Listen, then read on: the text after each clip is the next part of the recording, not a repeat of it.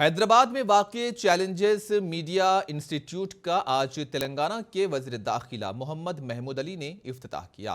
تقریب میں Telangana state media academy کے صدر نشین الم نارائنا، تلنگانہ اسٹیٹ اقلیتی فنانس کارپوریشن کے صدر نشین محمد امتیاز اسحاق، تہذیب ٹی وی کے C E O Khurshid Rabbani, senior صحافی ایم اے ماجد، ماہر معاشیات professor Aamir Ali Khan, C E O Sahitya trust Syed Aneesuddin, trustee Iftikharuddin Ghori, C E O Munsif TV, founder challenger media institute Habib Naseer, Rauf Rahi programme head Munsif TV اور دیگر بھی موجود تھے۔ ادارے کے director academic doctor Tabrez Hussain Taj اور ڈائریکٹر ایڈمن میر صدیق علی نے تمام مہمانوں کا استقبال کیا۔